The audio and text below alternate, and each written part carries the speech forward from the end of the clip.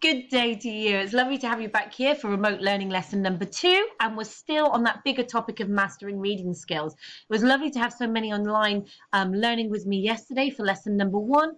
And as you can see here, we're not just simply reading this week, but we are thinking about investing in our brains, developing knowledge, developing the ability to link information together, which is an invaluable skill, not just for year 9, but also for year 10. So if you'd just like to have a minute to make sure you've got your book and your pen, we will start now. Okay, lovelies, and just a quick reminder to pause this screen in a minute and remind yourselves that we are using icons through the lessons, just to remind you of how we're expecting you to respond. Sometimes we're going to be simply asking you to listen to the information. Sometimes we're going to ask you to pause and respond in different ways. Maybe highlighting, underlining, or text marking what we've read, maybe writing down definitions or responses, transforming what you've read into your own ideas. But we're always going to be encouraging that personal response because that's part of how you're going to learn this, guys, by actually being asked to do something in response. And somewhere in the not too distant future, we will build up to extended responses, structured sentences into paragraphs, into bigger responses. Okay, my lovely. So I'm just going to give you a minute to pause there and remind yourself of the icons. Okay, so there's our first icon up there, just asking you to write this down. This is going to be our title for today. So our big question for today is, well, how do I get better at clarifying and summarizing? So yesterday we introduced these 4 kind of reading strategies for our toolkit of visualizing, clarifying, summarizing, and questioning. And today we're going to zoom in on 2 of those, clarifying and summarizing. So write that question down as your title. Brilliant. Okay, lovely. So there's that second icon, the ear. So you just need to listen to this bit. It's to remind you then that summarizing is the skill of shortening and selecting the most important ideas from a bigger text that you've read. Now, this is really important, not just for year 9, but I know how important this is at year 10 and 11 with the exams that you will go on to do. Okay, so it's recognizing that you'll read a whole text and then you'll want to be able to shorten it and select the key and the most important ideas. So using phrases just to remind ourselves of what we read yesterday. The text yesterday was mostly about Andrew Green, a ghost hunter. The author was trying to tell me and teach me yesterday about how Andrew Green conducted his research and investigations into the supernatural events that he witnessed. It was trying to teach me that actually the interviewer didn't have or share his own opinion, but was focusing us on Andrew Green's experiences, so kind of leading us to make up our own minds. And then there's this lovely kind of extended paragraph or structured sentences we can use to summarize everything we've read. This article about ghost hunting begins with Andrew Green explaining some of the strange occurrences, mysterious events that he was able to explain in a rational way. But it develops the idea that there were some occurrences, a 2% of events that couldn't be explained, and those were the ones that interested him. And it ended with the suggestion, according to Andrew Green, that these ghostly occurrences were to do with electrical impulses in response to times of stress. And a little warning at the end that he does use flour so he can check or work out if anybody's trying to trick him. So that's the skill we're going to focus on today of summary. And we're actually going to marry that skill with the skill of clarifying, which means we're trying to get a clear idea of what we're reading. We have to recognize, particularly with the new situation, you guys at home not being able to have ready access to your teachers, that sometimes there's going to be things that we just don't understand or we don't know yet. And I really want us to anchor to that word yet. If I don't know something, I don't understand something, it doesn't mean that I've got it wrong or that I'm failing or that I've done something bad.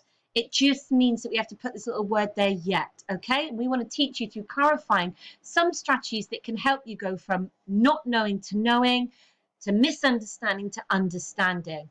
Okay, and we're going to use that hinge word yet as we clarify today. And to help us do it, we're going to go straight into our first task. Now, you just need to listen to this bit. And trust me, we're going to work through a couple examples together and then it will be over to you. So it says here that we're going to read again source A from lines 1 to 13. So we're going to zoom in on the beginning of the article from yesterday and just remind ourselves of that part of the text in a minute. We're then going to be given a series of statements, and it says that we need to choose 4 statements which are true. So true means that we can say, yes, this is what the article says. We can summarize and draw out from the article the the points that are true that will direct us towards those 4 statements. That does mean, though, that we're going to be clarifying when we look at these statements and trying to work out and understand which ones might be false. So some of these statements we're about to see will be telling us the truth and some will be false. And our job is going to be to use those skills to work out which are true and which are false. So we're going to read lines 1 to 13 again, and then we're going to look at the statement. Okay, so I'm just going to read to you. I want you to follow with your eyes or your finger on the screen if you like, as we read lines 1 to 13. Ghostly piano music in the middle of the night was terrifying the occupants of an old house. But ghost hunter Andrew Green soon solved the mystery. His clues were mouse droppings and rodent teeth marks inside the piano. He was convinced that mice gnawing felt pads attached to the piano wires were causing the music, and of course he was proved right when a few traps caught the culprits and their nightly performances ceased. As much as 98% of the hundreds of ghost investigations I've carried out have proved to have non-occult explanations, said Mr. Green, as we chatted in his old cottage appropriately next to the churchyard at Mountfield in East Sussex. Once, 4 reports from motorists claiming to have seen a ghost at a particular spot turned out to be simply a woman's dress left out on a clothesline. It's that inexplicable 2% that intrigues him, like poltergeist activity. The frighteningly violent effects of this type of haunting have been experienced by several people, particularly families with adolescent children. Okay, lovely. So we've read lines 1 to 13 even, and now these are the statements. Now each statement we have to determine and work out, is it a true statement or a false one?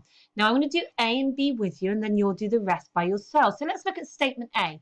People living in an old house were scared when they heard music at night. Is that true or false? Now always with these sort of questions, sometimes we want to rush the gun and we think, I know the answer.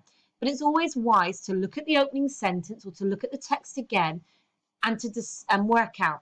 So if we look at that opening sentence, we can see that it does use keywords like ghostly music. It uses the keyword night in old house. It also uses the word terrifying, which is meant to show us that the people were scared. So it proves that this statement is true. So at this point, we can write down in our books, A is true. And then we're going to look at B. Okay, so statement B. This says the only clue to the mystery that Andrew Green found was mouse droppings. Now, this is where we've got to be careful with some of these statements. This is about checking carefully what we've read, checking our understanding. Because if we look at the opening paragraph, it does mention mouse droppings as a clue. But are they the only clue? Well, actually, if we look at that opening paragraph, Green mentions that there were rodent teeth marks. So actually, there was more than one clue. So this statement, statement B, is false. Okay, so we would write down B is false. Okay, so now I'm going to ask you to pause the video in a minute. And I want you to work through the rest of the statements by yourself, determining whether you think they are true or false. So each one you're going to read to yourself and decide whether it's true or false. So C, the cause of music was mice chewing on the felt pads of the piano. D, the writer is surprised when Andrew Green solved the mystery. E, most of Andrew Green's ghost investigations are nothing to do with the supernatural. F, Andrew Green lives in an old cottage next to a churchyard. G, 4 motorists claimed they saw a ghost and they were correct. H, families with very young children are most likely to experience poltergeist. So pause the video and make your choices. Okay, lovely people. So what are the answers? We already know A is true. B, nope, there was more other clues were found, so B is false. C, the cause of the music was mice chewing on the felt pads. That's true, that statement. So if you found that one to be true, give yourself a mark. Brilliant. Now, it says here the writer surprised Andrew Green solved the mystery. Now, that's false because our interviewer doesn't show any personal opinions in this article. He just presents Andrew Green's experiences. Now, E and F are both true. Okay, most of Andrew Green's ghost investigations are nothing to do with the supernatural. Brilliant. If you got that one right, if you said true, because he says 98% have explanations. And Andrew Green does live in an old cottage next to a churchyard. Brilliant, another true statement. Now, the last two then, we could work out have to be false, but just to remind you why. Okay, so G, there were 4 motorists, yes, and they did claim to see a ghost, but they weren't correct. The ghost, it turned out to be an old dress. Okay, and at H, families with very young children. Now, that one's false because he mentions families with adolescents. And adolescence is another word for children in puberty. So children like yourself in secondary school, so over 11. Okay, so give yourself a mark. Brilliant. Okay, lovely people. So this time we're going to help get some clarity, not through summarizing and zooming in on a key part of the text and working out what's true or false, but by using vocabulary to help us. Okay, so we can get a clear idea of what we read by checking what words mean, by making sure we understand the words we're reading. So you know this from class. In a minute, you're going to be writing down this word, its definition, and we've got some other information here to help us understand it as well. So our first word, inexplicable, it's an adjective. And in the 21st century, we use the word inexplicable to describe something that cannot be explained or accounted for. It comes from the old French and Latin, meaning something that cannot be unfolded. So if you cannot unfold something, you cannot explain its meaning. And other words that are linked to it are unexplainable or unaccountable. The antonym for inexplicable then would be understandable. So you're just going to pause now and write that down. Brilliant. Our second word then from this text is impregnated, another adjective, another descriptive word. So we use this word to describe something that is soaked or saturated by another substance. It comes from the Old English meaning to fill something. And it's a word that can also be used to refer to a woman who's pregnant. So a pregnant woman is filled. She's soaked and saturated with a baby. But for us, it means something soaked or saturated by smell. And in this text, it's more closely linked to the original words to infuse something or to soak it. So pause and write that one down, please. Okay. Okay, our third and final word that I've chosen is hoax.